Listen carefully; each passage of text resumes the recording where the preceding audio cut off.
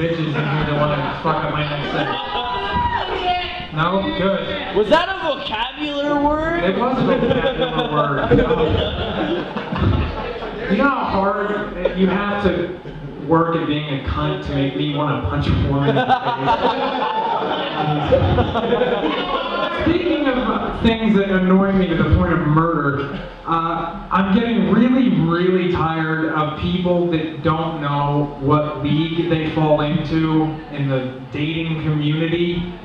And it boggles my mind, because every single one of us at some point has had someone try to get you to fuck them, and they were so far beneath your league that you couldn't help but wonder why they thought you would possibly say yes. And I was at IHOP by myself one day, and this waitress I had was the nastiest looking buffalo, I guess, I can't call her a woman, that I'd ever seen. You know, there's some people that are so ugly that your first instinct is to call FEMA, because they're just a fucking disaster area. This woman was offensive to all 5 senses. As soon as she walked up, the first thing I could... her smell.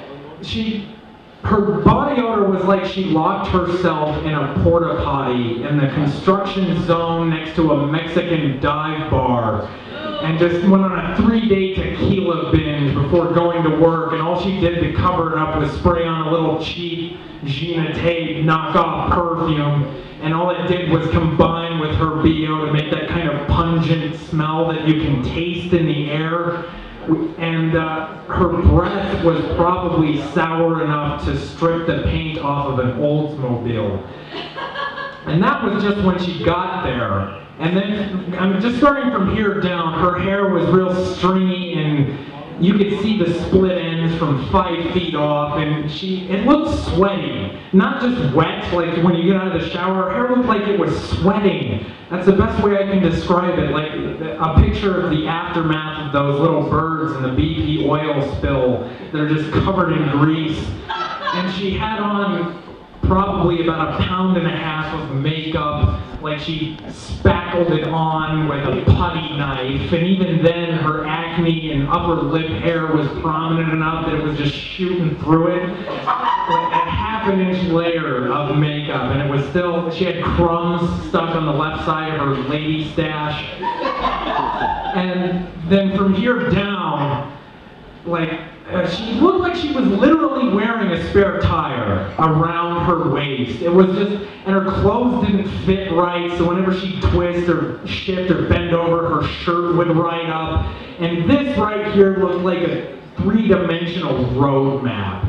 Just stretch marks and thick varicose veins crisscrossing each other like jagged little side streets. Disgusting little dime-sized moles sporadically placed around and cellulite. It looked like a wet tube sock filled with cottage cheese. And it was fucking nasty. Everything about her was nasty. Her teeth were so yellow that when she smiles, traffic slows down. And she kept flirting with me the entire time. I'm trying to choke down my pancakes. And I could barely get through it. But then by the end, she came over to bring my check, and she sat down without me asking her to, and said, "All right, look, I'm gonna be straight up with you. My shift ends in like 20 minutes. What do you say? You want to take me home and fuck me till I'm raw?" And now I know I'm no prize. Like on the scale, I think I'm like a 4 or a 5. I'm remarkably average in a lot of areas, but I shouldn't have to settle for a 1, right? You gotta have a little bit of self-respect. We all have to. So when she asked, "Do you want to take me home and fuck me till I'm raw?" all I could say was, "Yes." Don't fucking judge me. If some of you good-looking women would fuck me once in a while, I wouldn't have to resort to having sex with people that look like they could star as Beowulf. Shut up. And that wasn't even my first time. I fucked like 4 hideously fat, disgusting women, and that one was the worst because I couldn't even chalk it up to alcohol. I wasn't drunk. The closest I got was a sugar high from boysenberry syrup. And I did it anyway, because I have no self-respect. But then there's the opposite of that, where somebody will try to get you to fuck them, and they appear to be so far out of your league that you can't help but wonder, wow, you're single? There must be something really fucked up about you. Because if you look that appealing on paper and you're single, there is some dark shit lurking just beneath the surface, just waiting to spring out and claim another life. This one woman I wanted to date her so badly. She, to me, was the entire package that I looked for. She was smart, funny, she was beautiful, she had a great job, she was well-read, but she'd been single for like 5 years.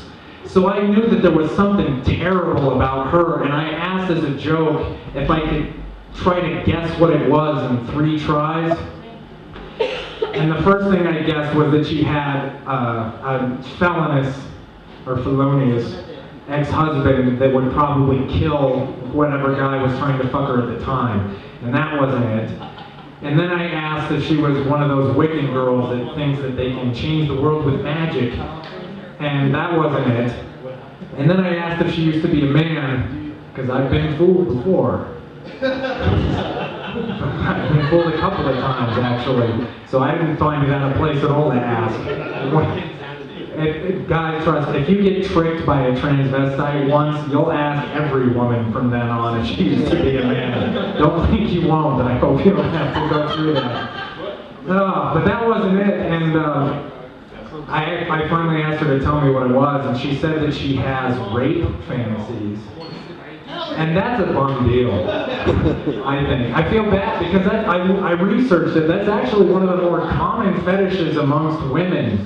But it seems like a lose-lose proposition to me, because what they're really looking for is some guy to agree to enact a rape scenario. But that's just consensual sex. That's not actual rape. If the woman actually got raped, I don't think she'd like it. But then it got me thinking, if a woman was to get raped and started to act like she liked it, maybe the rapist would stop.